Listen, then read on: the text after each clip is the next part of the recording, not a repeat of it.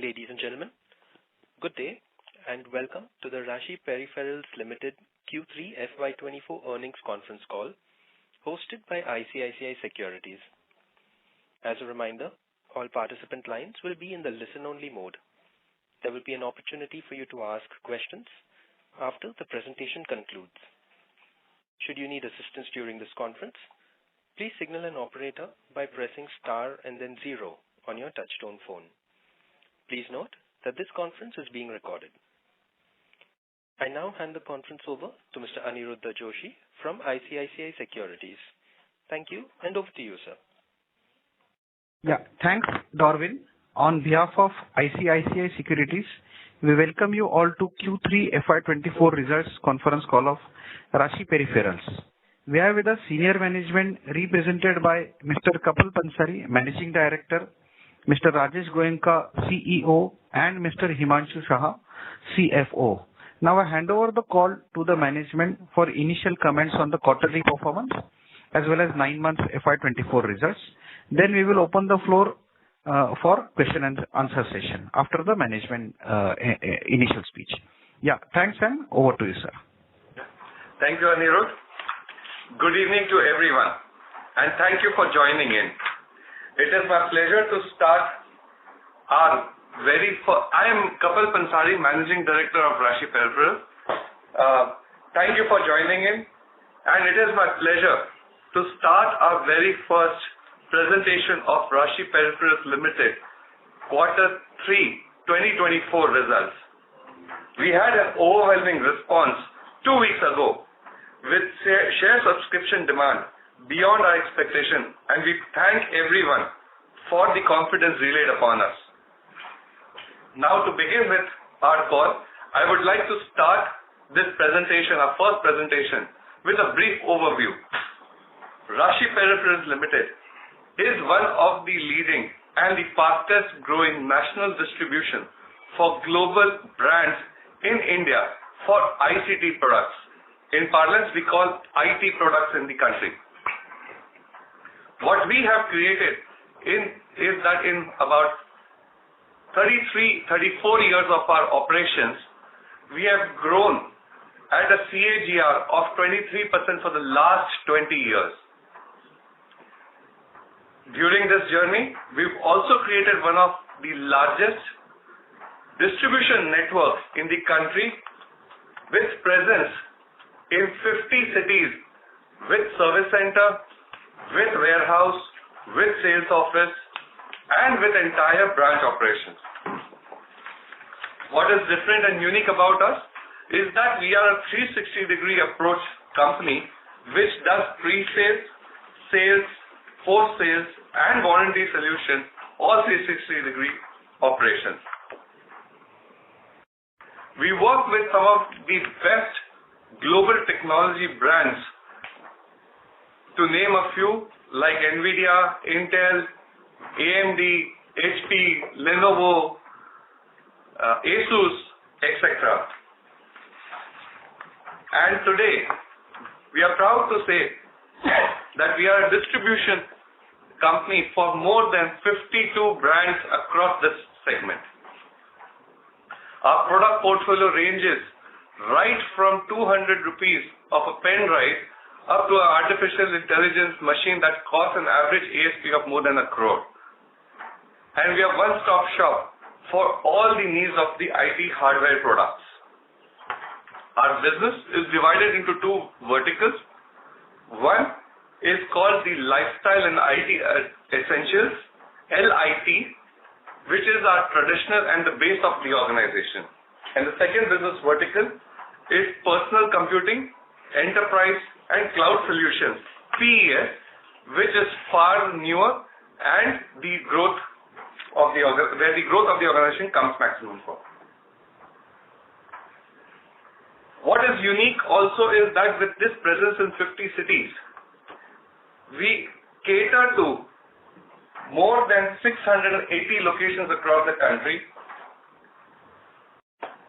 servicing more than 8,400 customers in this geography. Our board of directors comprises of 50% the founding family, Mr. Kishan Chaudhary and Keshav Chaudhary, along with Suresh Pansari and myself, Kapil Pansari. And 50% of the board comprises of independent directors, Mr. Dandiwala, Mr. Anand Latsaria, Mr. Drushti Desai, and Mr. Prasad Namidana, who have rich experience in the field of law, management, accounts, and operations. Our key management personnel, Mr. Rajesh Goenka, who is the CEO, is here with us for more than 20 years in the organization. Himanshu, our Chief Financial Officer. Mr. Naveen Agarwal, who is Vice President Accounts and Finance, followed by Heenal, our Company Secretary and Compliance Officer. Our auditors are Deloitte and Pipara as joint auditors, followed by, we own a credit rating of A with a positive outlook from CRISIL. I now hand over to Rajesh Goenka, our CEO, to take us through the business highlights and about the organization forward. Thank you, Kapil. So this is Rajesh Goenka, CEO at Rashi Peripherals. I'm with the company for more than now 20 years. We continue to lead the momentum and not only the leading but also the fastest growing distribution company in India in the ICT space. As Kapil mentioned, I think our core success story goes beyond our reach. Currently, we are physically present in 50 cities through which we bill in 680 towns of India. That's the kind of penetration we have. And this is duly supported by our business relationship with 52 top global marquee brands, some of the names Kapil also mentioned.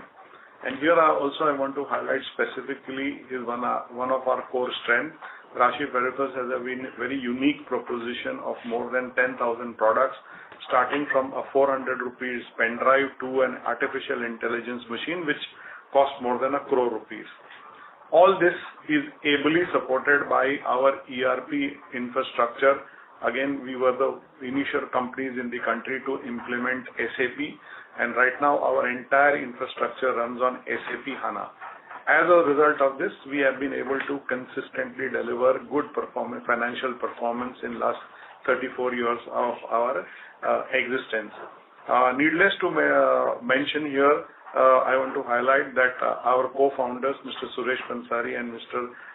Kishan Chaudhary, they are both chartered accountants and they started Rashi Peripherals in last 34 years. So we get rich inputs from them, especially in view of their chartered accountancy background. As a result of this, friends, we've been winning awards virtually every month. So this year we won the VAR India Best Value-Added Distributor Award in 2023. Also, I'm very happy to share that we recently won the Samsung Knox Global Award for Asia Pacific and Europe. And similarly, we won some awards from TP-Link, Optoma, Intel, and so many other companies. Coming to the topic of current business, while we just went for IPO on 14th, it is just 15 days, so not too many things to speak. But I would like to summarize in few points. We have delivered a very good, consistent double-digit growth, both in 3 months to 3 months and 9 months to 9 months. Our 9 months to 9 months growth is 12%, and Q3 to Q3 growth is revenue growth is 21%. In the last few months, we have added new brands and verticals, namely ViewSonic and AnyDex. One is more hardware, the another is more software and services, which we have started recently. We've added some new product categories like Samsung gaming monitors. We are now a Samsung gaming monitor distribution, and I'm also happy to share with you that we have now started promoting Google Pixel Watch in India, which you can see it available across the country. Further, as the business grows, we continue to innovate, we continue to expand our infrastructure.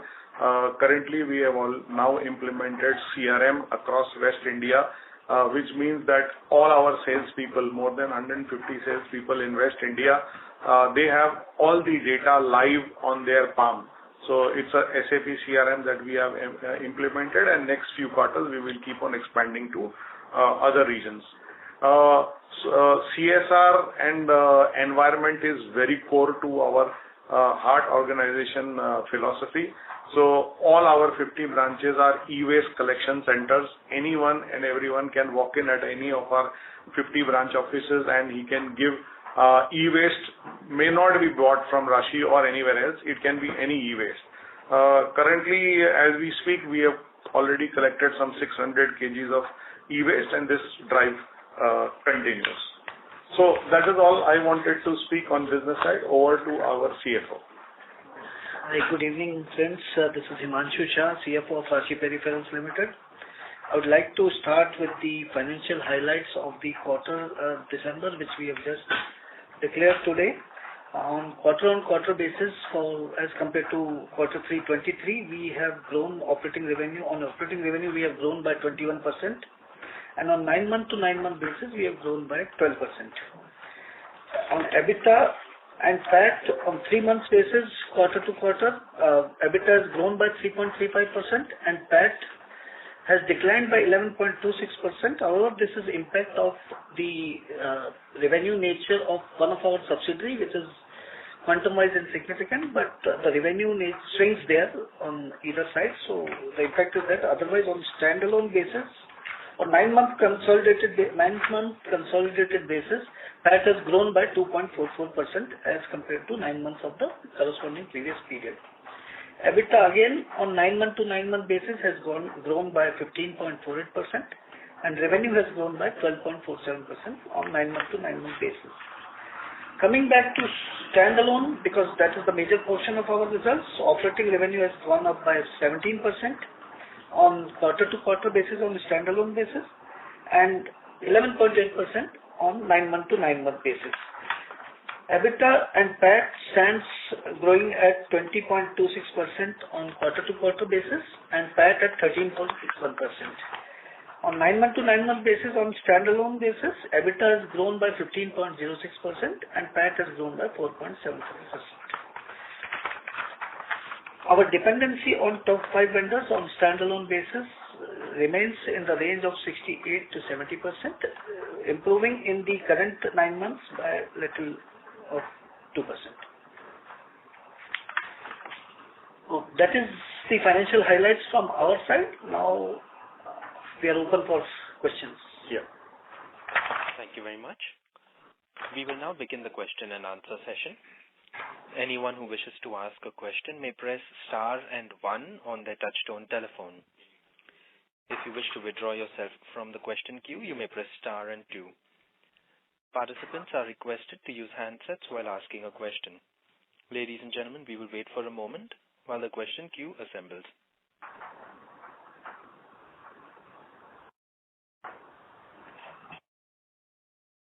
We have the first question from the line of Aejas Lakhani from Unifi Capital Private Limited. Please go ahead.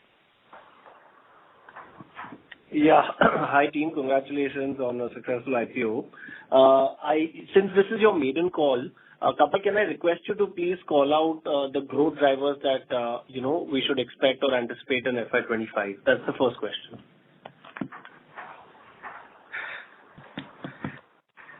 I think what we can only mention right now is that our CAGR for last 20 years has been average is 23%. Even pre-COVID times also our CAGR has been 20%. So I think that is a good indication of our aspirational numbers. All we can say that we have a solid business plan and portfolio to keep on growing. Got it.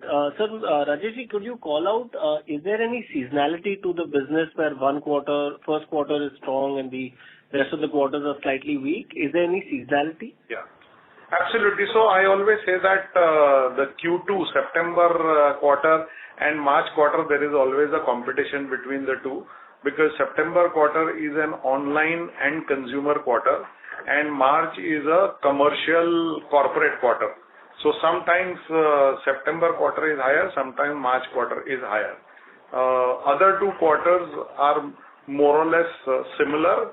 The lowest quarter happens to be October, November, December. So September quarter and March quarter, we see very high peaks. Got it. From a gross margin perspective, if you look at your 3Q data, the gross margins are quite weak as compared YOY. So could you just call out what is driving that? So gross margins, it's a factor depending upon the combination of sales, wherein we have, as Rajesh mentioned, 2 verticals, LIT and PES. So LIT has, so the combination when the PES takes a growth driver seat, the margins do, there are lesser margins on the PES. However, we ensure that our mix is optimized on an annualized basis, and 9 month to 9 month will be a little pretty early to judge the trend for the year. Got it. Sir, your OpEx cost at a 9-month basis has come down significantly. So is this an optimal OpEx cost with the infrastructure that you have built? Sort of how should we look at what kind of growth is possible? So overall OpEx cost, the major impact, if you see on 9-month to 9-month basis, there was a forex loss impact in the previous comparable period, which has come down significantly because last year the forex movement was huge and this year currency was comparatively very stable. So that is one major impact. However, on the business side or the operational side of the financials are concerned, our ratios are more or less in the operating range, and we keep on driving the economies of volume getting reflected in the efficiencies of our operations. Got it. I'll fall back. Thanks a ton and all the best. Thank you. Thank you. Ladies and gentlemen, to ask a question, you may please press star and 1. The next question is from the line of Deepak Odar from Sapphire Capital. Please go ahead. Yeah, am I audible, sir? Yes, very much. Yeah, thank you very much, sir, for the opportunity. So first up, I just wanted to understand now, I think about 326 crores we earmarked for. Deepak, we lost you suddenly. So the current participant seems to have dropped from the queue. Okay. Participants, you may press star and 1 if you wish to ask a question. The next question is from the line of Nilesh Patil from ICICI Securities. Please go ahead. Yeah, thanks for the opportunity. Hope I'm audible. Sir, my first question is on scope for distribution expansion. We said that we have reached to 50 cities and catering to about 680 locations. So I just wanted to understand what is the scope that we have for further growth into the distribution network, because it seems to be the key driver for growth. And also I presume that the West, in West we have kind of strong contribution coming from, but the Eastern region I presume is likely to have lower contribution. So what are your thoughts about on the same? And similarly, what is the kind of path that we are likely to follow for growth into the non-metro regions? So that is my first question. And the another thing that I would like to have an answer on is that the share of the third player, that is Lenovo, seem to have reduced a bit. So could you please share some thought on the same? Yeah, so Nilesh, I'll try to answer one by one. If I miss a question, you can repeat. So as far as growth is concerned, so Rashi Peripherals, again, history that we generally believe 50% organic and 50% inorganic. So in the existing businesses, we try to increase our market share. That's our first growth engine. The second growth engine is to add some new products and new brands. I mentioned ViewSonic, AnyDesk, Samsung gaming monitors. That's part of the second strategy. And the third strategy is we continue to expand our business beyond cities. So right now, as we speak, we are at about 680 towns.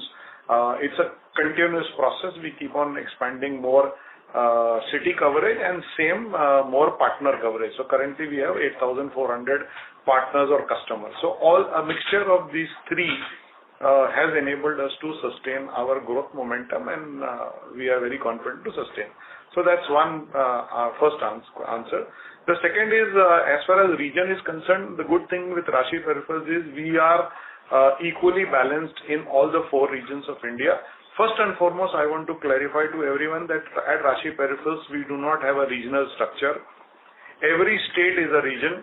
So in Rashi, we have 21 regions, Northeast being the one region. And that's one of the reasons that we are able to do very high level of focus. And that's another reason that our penetration in terms of coverage, partner coverage, product is far higher. So, but to answer your specific question, even if I do reverse calculation and do between Southeast, Northwest, we are equally balanced in all the 4 regions, proportionate to the business opportunity. Typically, East, the business size or the IT demand is roughly about 12%. And Rashi business is also around 12-13% even in the East. So we are at par pan-India depending on the demand and consumption of the IT products and solutions. And third question, what was your third question? If you can repeat so that I don't... Is it in the share of one of the key... Sir, sorry to interrupt. The line for you is not very clear at this time, sir. My question was about Lenovo, the share of Lenovo. Yeah. So what has happened is post-COVID, all PC brands growth has little bit slowed down, whereas other businesses the growth trajectory is higher. So relatively there is a gap, but things are turning around, and coming quarters you will see that we will be back on track even with Lenovo. Yeah, okay. Thanks for the information. If I can Sir, sorry to interrupt once again. The volume on your line is very low, sir. You're not audible at the moment. Am I audible? Hope this is better. This is much better, sir. Please go ahead. Yeah. So the another question that I had is that you have entered into new products into this quarter. So just wanted to understand what kind of opportunity size these products do have. So this is just the beginning, and when it is a beginning, then obviously the size and scale is very small. But as we progress, we are hoping that the opportunity will be big.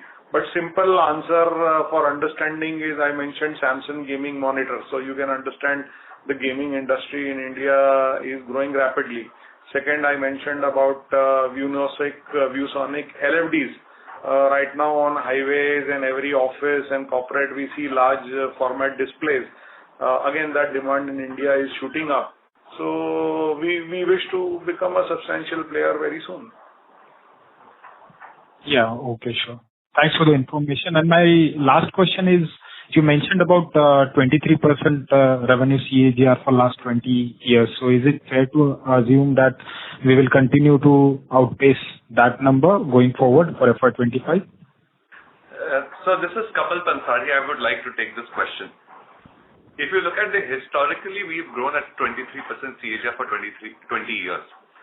Recently, during the COVID period, the IT demand for work from home, learn from home, zoomed substantially to grow by almost 25% year over year. So in 2 years, the IT market overall grew from a 10 million average of about 10 million PCs to about 14.5 to 15 million units of PCs. Obviously, with such high growth and markets opening up, there is some balance and correction in the market because this growth are not sustainable for the industry. And therefore, if you look at 2023 numbers of IT industry, has degrown by about 20%. Despite the degrowth, if you look at our financials, that we have grown during these 2 periods by about 50%, which is twice the growth of the market. And in a year of degrowth by about 20%, we've maintained our revenues. So our endeavor is always to outpace the market growth in the organization. Point number 1. Point number 2, last 6 months we've seen that the uptake and the demand for PC and IT products has picked up momentum and will continue. I think the bad days for the IT industry are over, and the refresh cycle for PCs that were bought during the COVID will now start coming back into the market. And therefore, this growth will take some time to catch up to the same trajectory, but that is only market driven, so we cannot predict how fast the market will catch up or how slow will this continue to persist.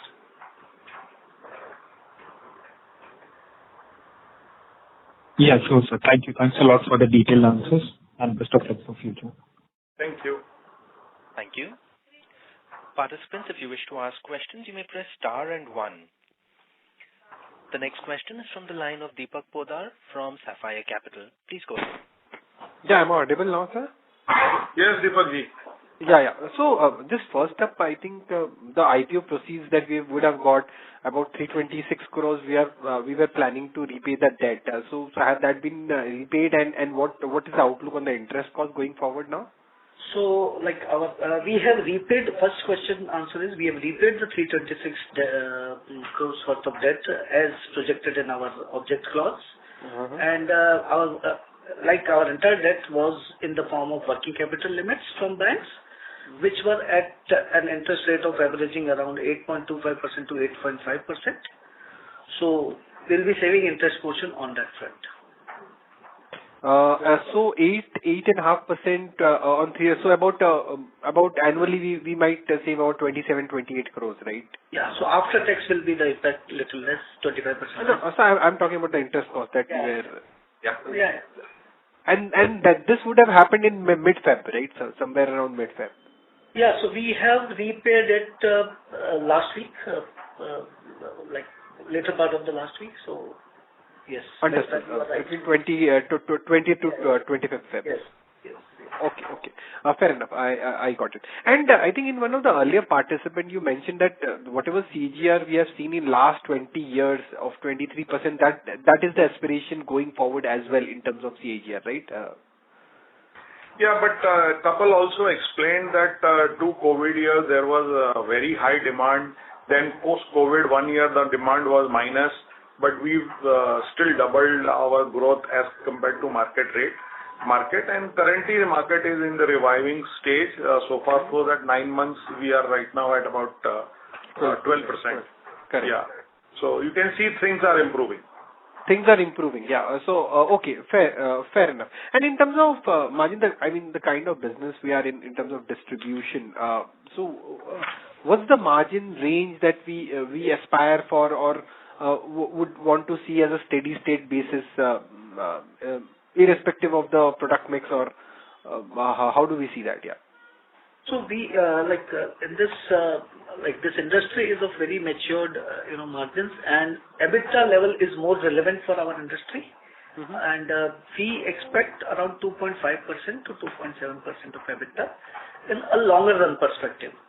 Shorter run, as I mentioned, the GP again is a factor of mix of sales mix and adding new verticals and all. So those will give a range of deviation, but not that very significant to have an impact on financials either side.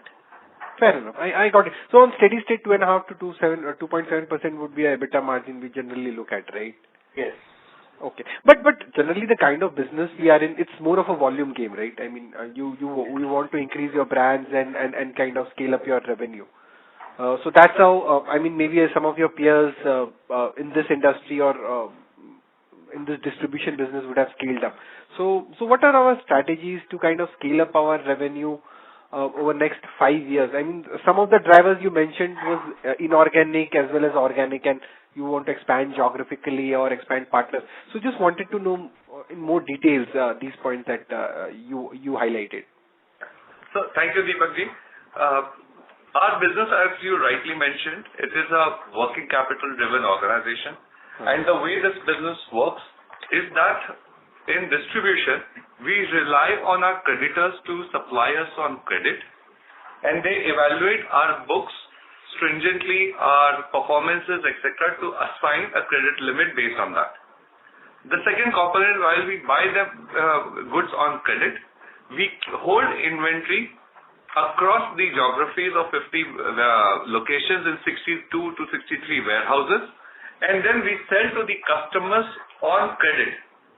Please remember that I mentioned that this Rashi Peripherals is a B2B organization, and we have mapped credit facility of all our customers. So almost 99+% of our businesses usually happens on credit. This entire cycle translates to a net working capital cycle of inventory and debtors minus our creditors. Over our 33 years of history, the net worth of the organization was built based on profits flowing back into the organization. There has never been a history to raise capital in any form. Okay. 2 weeks ago was our first event of capital infusion by way of IPO, where our net worth has almost doubled. Apart from this net worth that is deployed in working capital, we use debt prudently to grow the business and to infuse higher growth. While we do this debt, our debt equity ratio prior to the capital infusion was around 1.5 times. And this debt payment enables us to grow our equity base and leverage in the future for growth of the organization. So if, for example, Himanshu, what is our working capital cycle for the organization? 6 to 7 times in a year. So 54 days is the... Yeah. So Deepakji, when I say that 54 days is our working capital cycle, that means on every capital deployed, we are able to rotate that same capital 6 to 7 times in an annual basis. So with the current capital infusion, you can estimate the potential of the organization that we can grow upon. Absolutely, absolutely. I mean, with I think from 600 crores, 326 crores you would have repaid. So 250 crores is what you would be infusing, around 220 to 30 crores in the working capital. And that, if I multiply by 7 times, so ideally a 1,500 crores kind of a incremental business that it can generate, right? In a particular annual year. Yes. That is reasonably. Okay, fair enough. But in terms of peers, I mean, do we look upon for someone? I mean, is Redington the kind of growth that they have seen? We want to also follow the same suit in our division, in our segment, and would like to reach that kind of scale, or this market is little different, and those kind of scales are not possible for us to achieve. So Rashi Peripherals is more niche into more run rate business, more consumer and commercial business, and we are less into enterprise business where large deals, back-to-back deals happen. So that we are not yet there. So imagining very, very big revenues could be a long distance dream. But as we are repeating again and again that last 20 years our CAGR has been 23%, and last year we did 9,300 crores of revenue. So you can estimate the growth momentum that we will have in coming years. Fair enough. I think I'm almost done. Just one last thing. If you have to see your historical numbers, I see that first quarter of FY'24 saw a big jump in your margins, EBITDA margins, as well as in your profits, bottom line.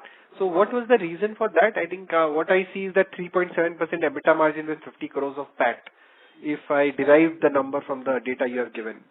Yeah.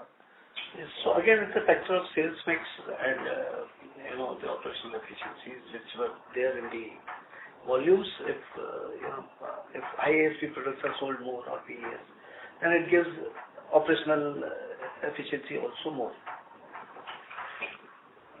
So to give you further perspective about how you should see our margins is that last year in FY'22-23, our quarter one usually contributes to about 25% of the business, followed by quarter 2, which ranges about 30 to 32% of the business.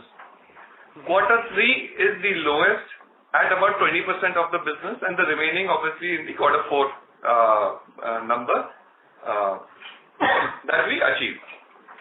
Now during these periods, quarter 1 is normally the usual business as usual.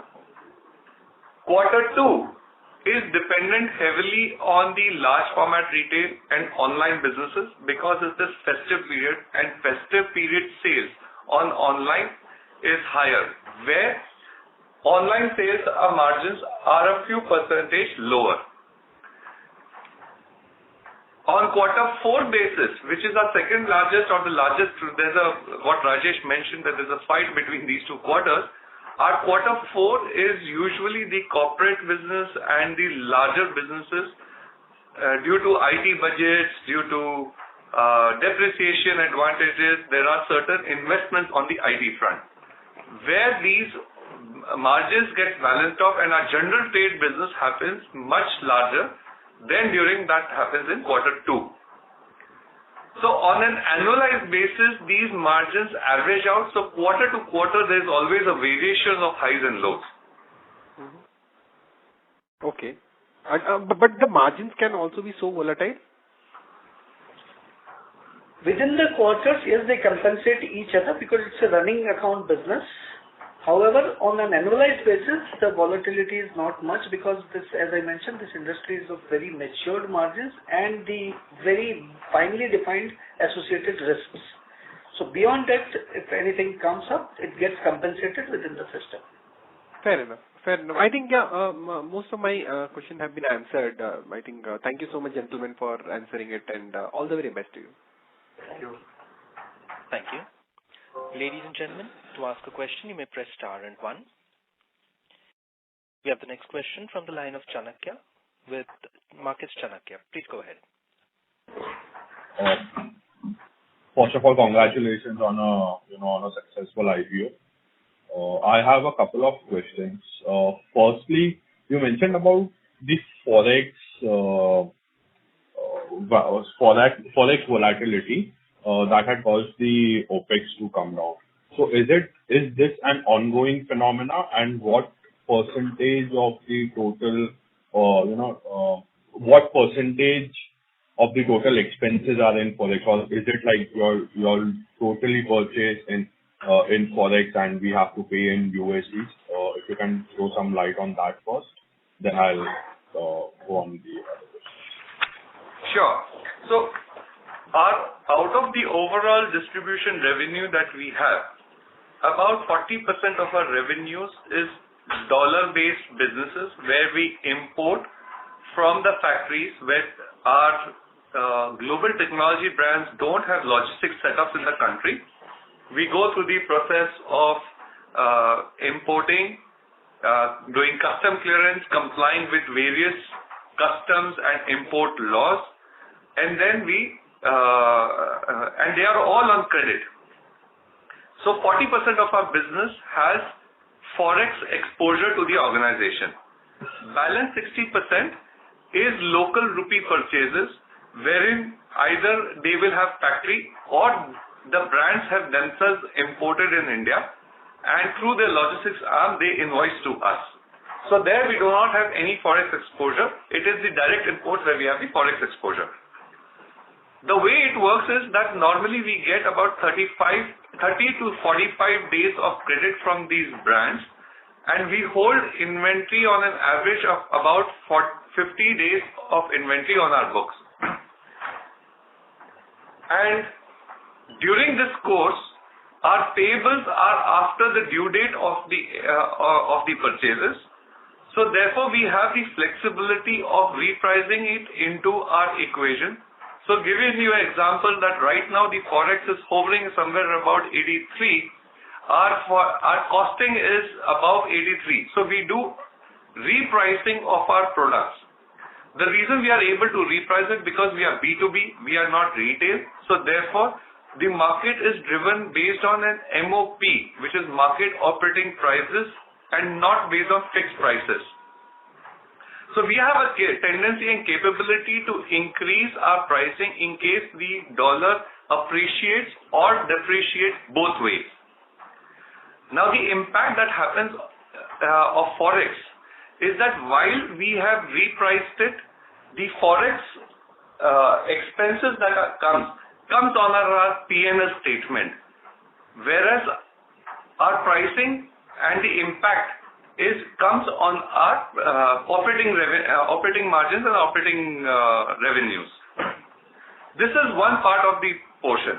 The second part is as we reprice our inventory and the due dates are closer to those dates, there is a natural hedge in the organization for the inventories at hand. Apart from this, we do have a hedging policy also, where we hedge anywhere between 20% to 40% of the overall dollar exposures at any given point in time, depending on the view of the Forex movement. So, just to add to Kapilji's this thing, the Forex loss which is shown in the other expense is a requirement of Ind AS to be shown there. However, as you mentioned, natural hedge is there, wherein we recover this loss through the repricing of goods, which gets reflected as revenue, not as a Forex income. Because there is no cascading impact of on the document of that. The repricing is done based on the normal movement of the currency. Sure. So fair enough. So you're telling me that we, first of all, if I have to reiterate, it's 40% of our revenues, or 40% of the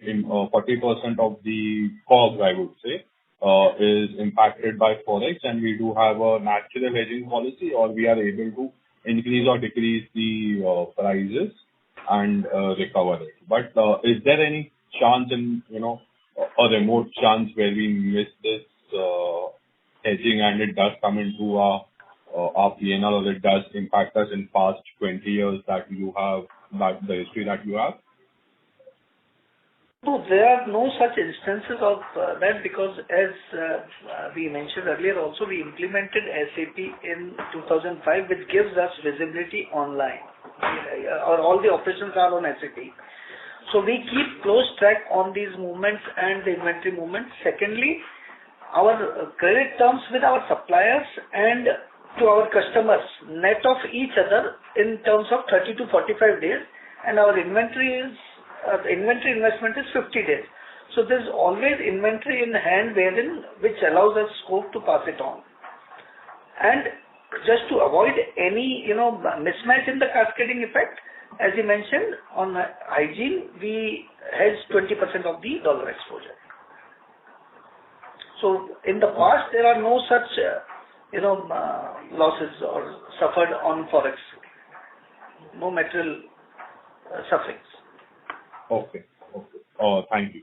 So my next question is relating to seasonality. So I get the point where you're telling me that the September quarter is a festive quarter in India, Diwali, Amazon has its own sales, the billion day sales, and the March quarter is specifically to the corporates.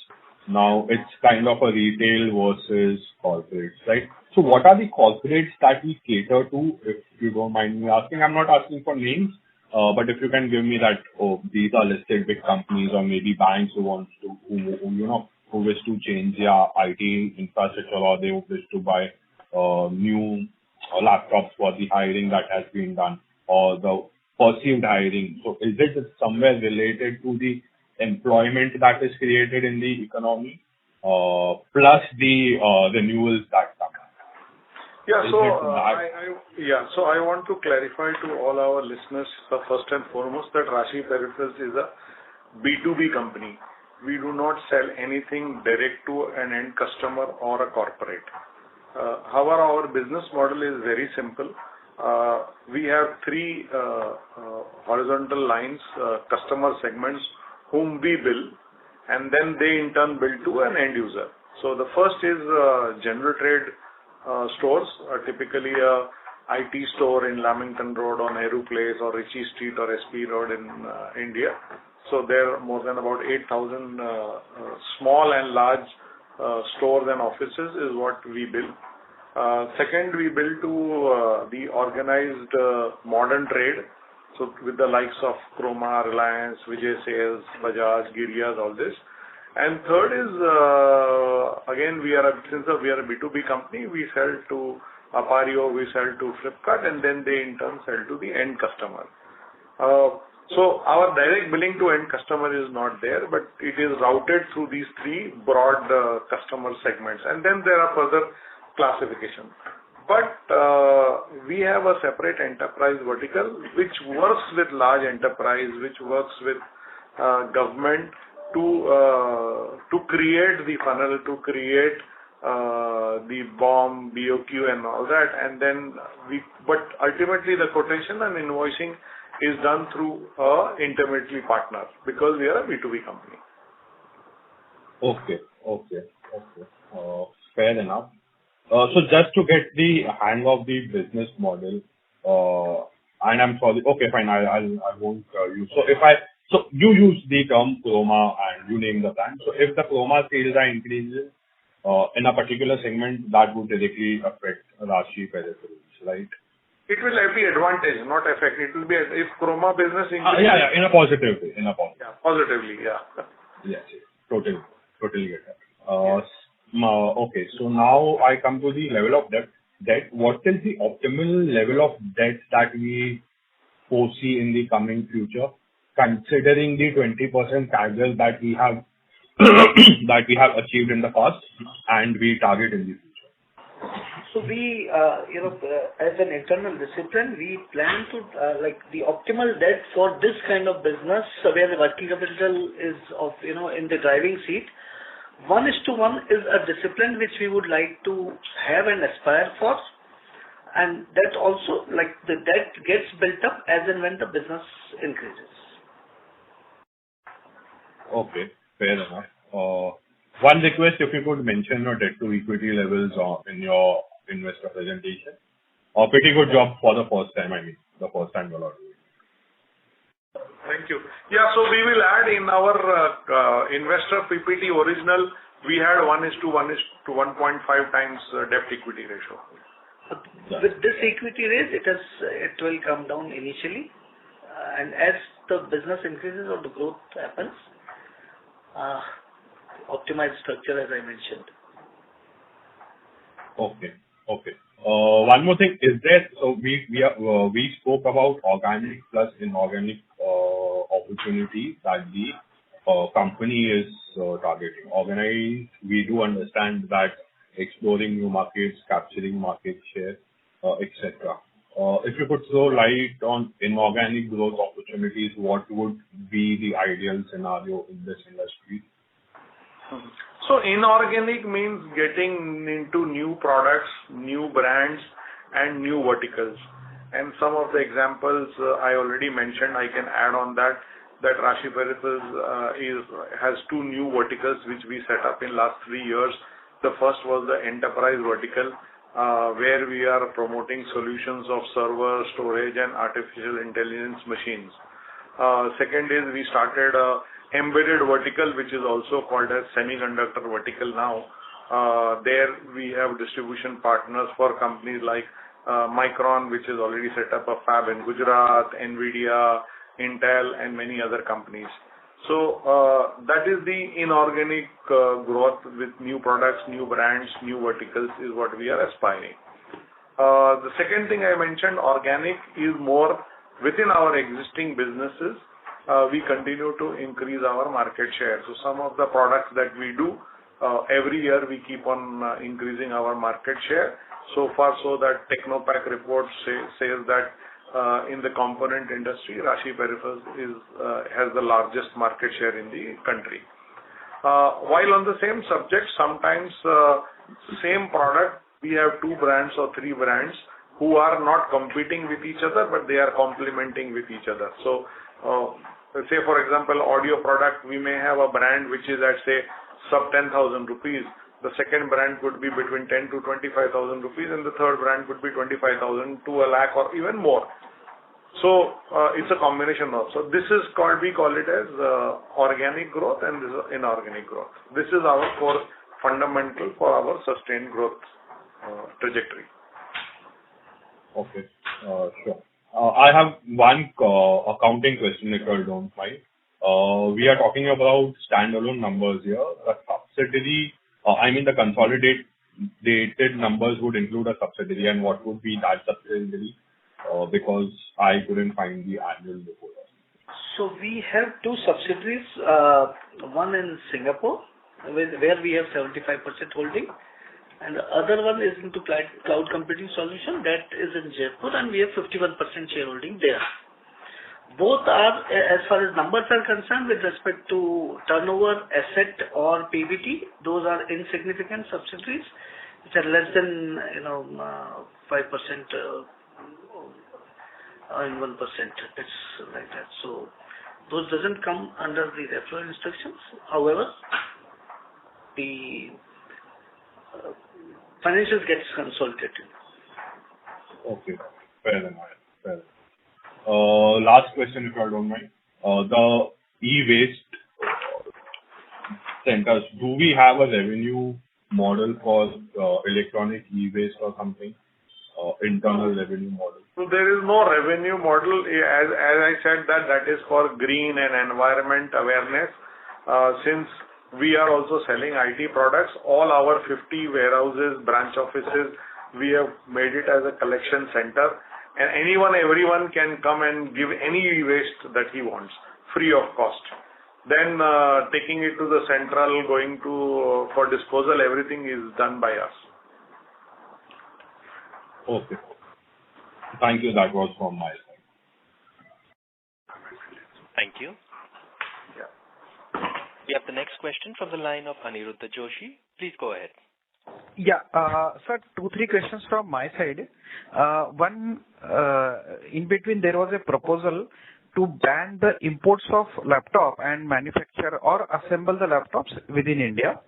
Now, obviously that rule seems to be postponed. But in case that rule comes up in, let's say, FY'25, so what will be the company strategy at that point of time? Whether you will do some inventory holding or how will the company operate at that level? That is question number one. Secondly, can I answer one by one, Anirudh? One question. Better. Sure. So listeners also can. So, Anirudh, just to clarify, this import license rule is not postponed or cancelled. It is there, and it was effective from 1st of November. However, government did only two things. One is they gave all official distributors, they have issued license. So while we speak, we already have a license, and there is no hassle in importing the goods. Second, of course, because of the PLI scheme, PLI 2, local manufacturing was already there for IT products, but now that has further enhanced, and it is only helping us to get faster deliveries. So there is nothing to worry about. Local manufacturing is also happening, and import as required is also happening without any glitch. Okay. Yes, sure, sir. Understood. Secondly, what is the portion NVIDIA as a brand for us in terms of revenues? And how do you see this business moving forward, let's say in FY'25 and FY'26 also?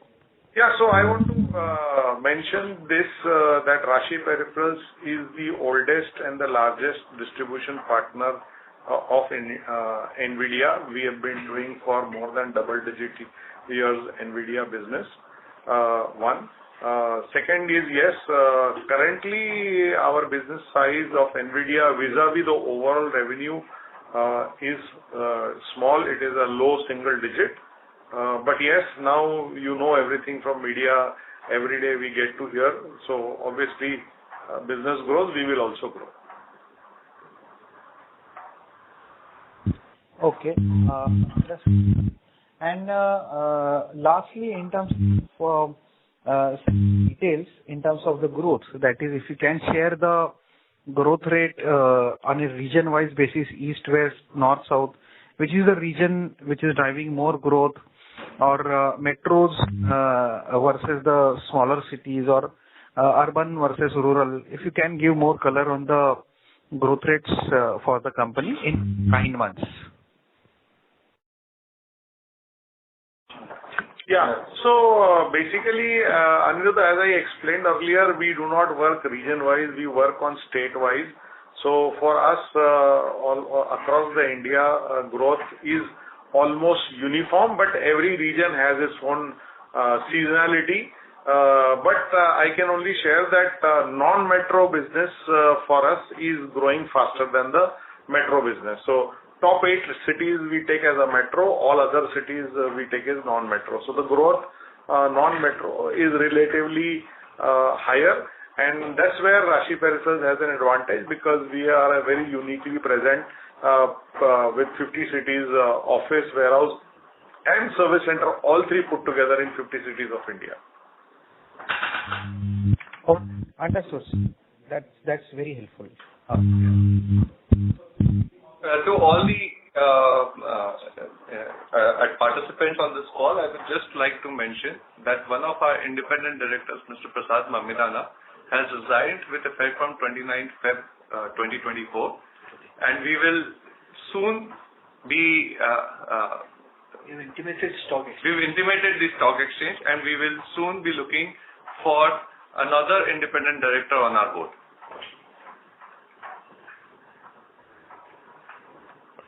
Thank you. Ladies and gentlemen, we will take that as the last question. I would now like to hand the conference over to the management for closing comments. Over to you, sir. So thank you so much for having patience hearing good questions. This was also our first experience, so we hope to continue and improve not only our performance but all our outputs and inputs that we can give you. Thank you so much on behalf of Rashi Peripherals Ltd. Thank you. Thank you. On behalf of ICICI Securities, that concludes this conference. Thank you all for joining us. You may now disconnect your